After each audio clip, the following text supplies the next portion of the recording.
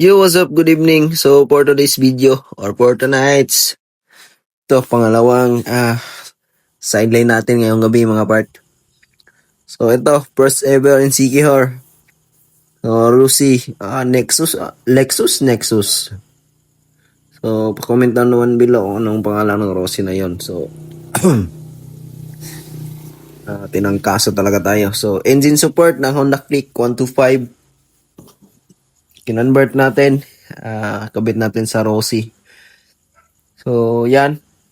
Although same lang naman sila ng konti, yung bolt lang talaga need natin palakihan yung butas para pumasok yung ihi ng Rusi. So malaki yung ihi ng Rusi.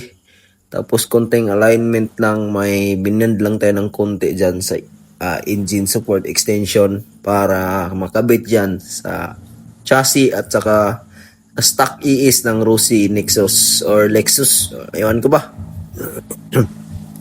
So yan na po siya. Nakakabit ko na po. All goods na po yan. Siyempre, check muna natin if wala bang mga sasabit or wala bang tama sa mga kung saan dapat tumama yung mga fairings, tapos yung alignment. Siyempre, basta BG work, alignment is first. Siyempre, hindi pwedeng ikakabit mo lang dyan basta nakabit kahit naka-isli yung mga ibang parts dyan or hindi naka-align yung gulong. So, kontrang-kontra ko talaga yon. Dapat kung kinabit ko yan, perfect yan at walang tama or walang sabit mga part.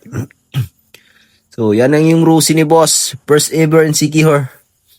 Matic yan. Basta BG Works nga ni. Tapos yung harap, nilowered lang natin ng konti para dumapa naman. Tapos gumanda yung tindigan ng Rusi ni boss. Yan na yung forma niya. Grabe. Parang Honda Click nga. Naka-ES. Tapos pag binilhan to ng mag, syempre convert rin natin yan dyan. Mr. DIY tayo dito sa Sikihor eh. So yan, all goods na. Sobrang satisfied ni boss. Plus 2.5 ES. Honda Click converted to Rusi 125. FI na po yan. So next time naman mga